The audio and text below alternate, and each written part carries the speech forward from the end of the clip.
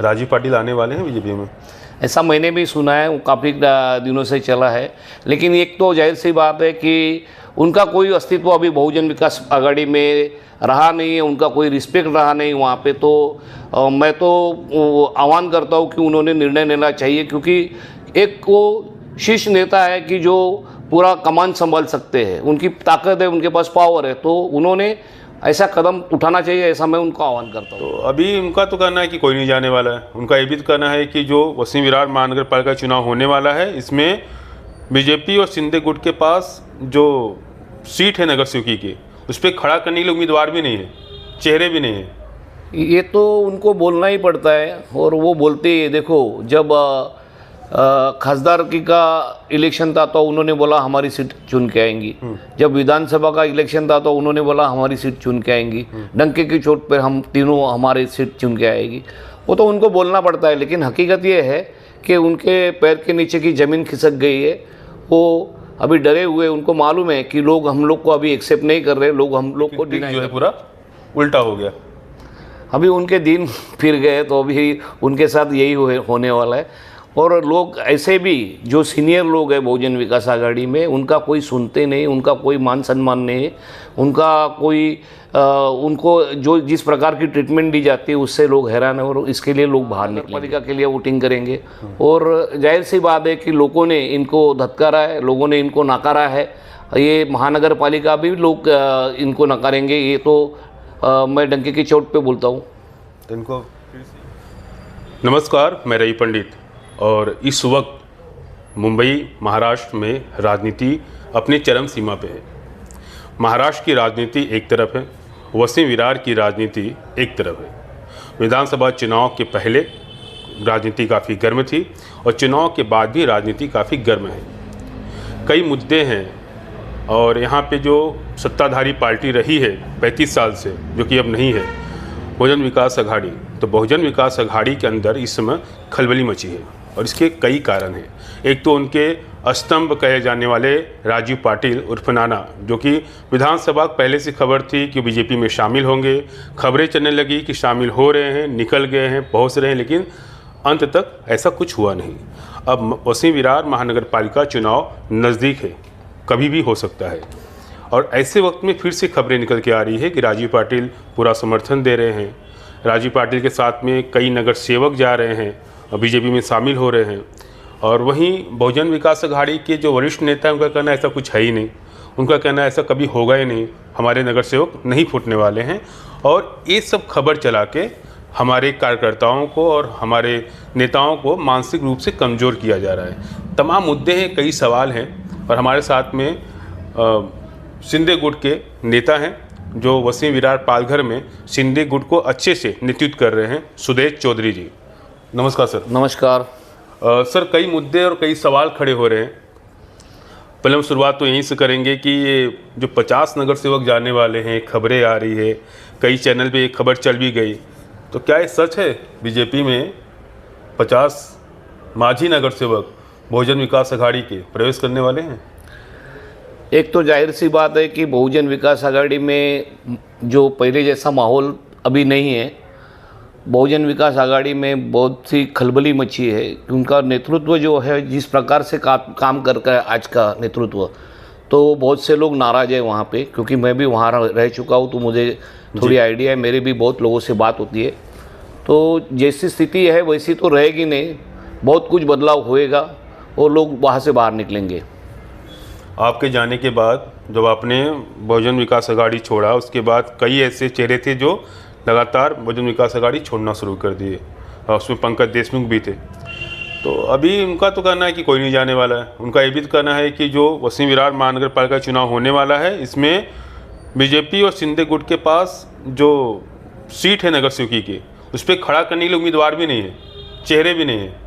ये तो उनको बोलना ही पड़ता है, और वो बोलते ही। देखो, जब खासदार की का इलेक्शन था तो उन्होंने बोला हमारी सीट चुन के आएंगी, जब विधानसभा का इलेक्शन था तो उन्होंने बोला हमारी सीट चुन के आएंगी, डंके की चोट पर हम तीनों हमारी सीट चुन के आएगी।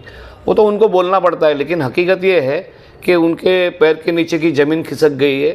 वो अभी डरे हुए, उनको मालूम है कि लोग हम लोग को अभी एक्सेप्ट नहीं कर रहे, लोग हम लोग को डिनाई कर रहे हैं आज की तारीख में। विधानसभा के ठीक दो दिन पहले जो कांड हुआ तिवांता में, जिसका वीडियो काफ़ी वायरल हुआ था और उसमें आपके ऊपर लोग हमला भी कर रहे थे, शायद इसी वीडियो की वजह से पूरी सत्ता जो बदल गई, क्या कहेंगे, क्या लगता है आपको?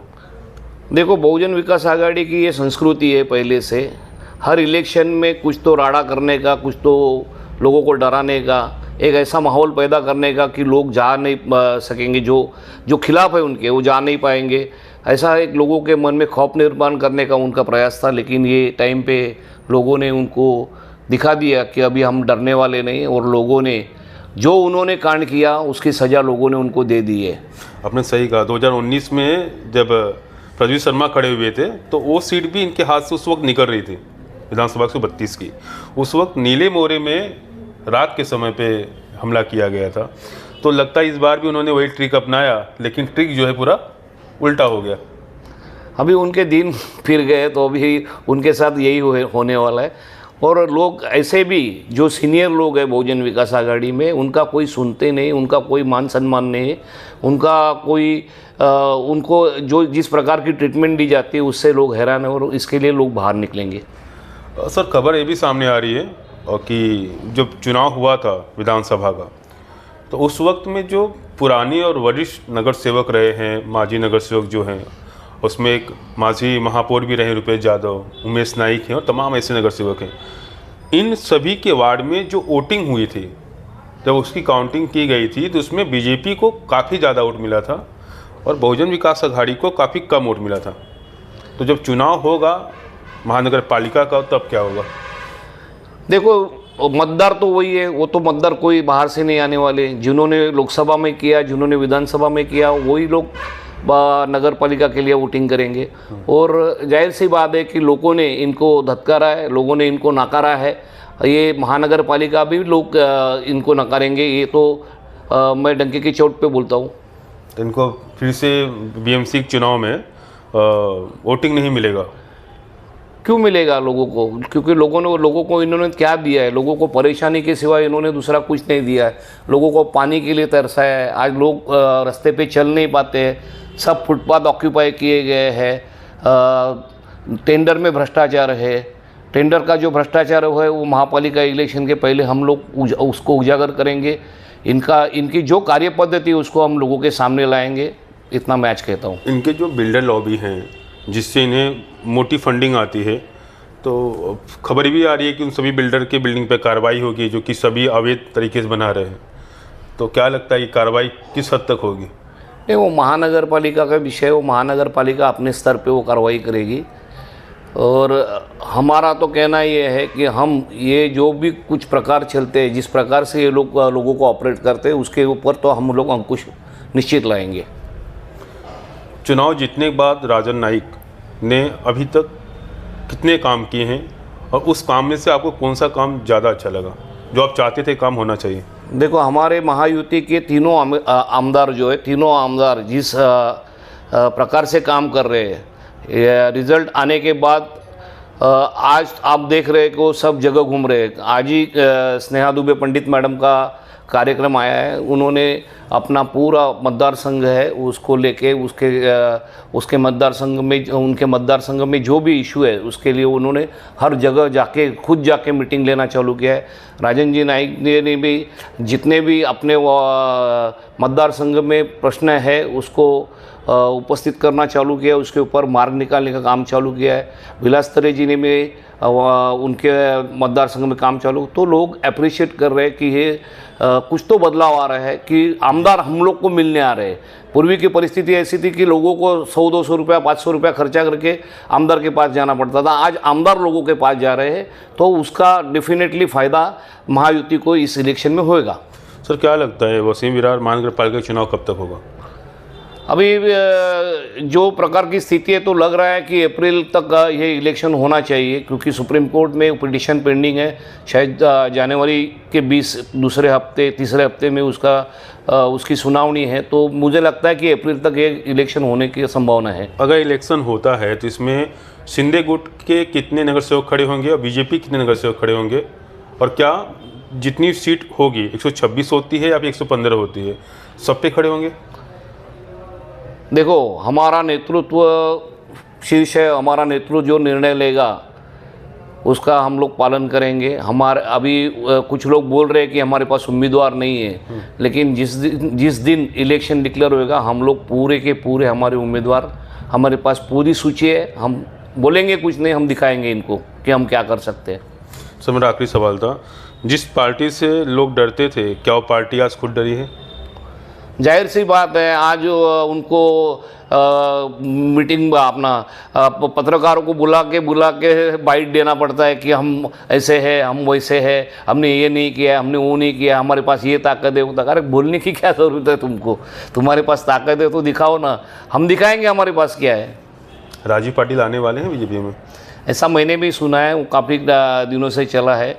लेकिन एक तो जाहिर सी बात है कि उनका कोई अस्तित्व अभी बहुजन विकास आघाड़ी में रहा नहीं है, उनका कोई रिस्पेक्ट रहा नहीं वहाँ पे। तो मैं तो आह्वान करता हूँ कि उन्होंने निर्णय लेना चाहिए, क्योंकि एक वो शीर्ष नेता है कि जो पूरा कमान संभाल सकते हैं, उनकी ताकत है, उनके पास पावर है, तो उन्होंने ऐसा कदम उठाना चाहिए, ऐसा मैं उनको आह्वान करता हूँ। अगर दोबारा चले गए तो नहीं विकास आघाड़ी में? नहीं जाएंगे, नहीं जाएंगे, आप कंफर्म एकदम? बहुजन विकास आघाड़ी से सब लोग कंटल गए। अभी आपको मालूम पड़ेगा ये इलेक्शन में क्या होगा। नाना का अस्तित्व वहाँ पूरा खत्म हो चुका है। लगभग सभी लोगों का अस्तित्व खत्म हो चुका है, सभी लोगों का मान सम्मान खत्म हो चुका है, सभी लोगों का अपमान ही अपमान होता है।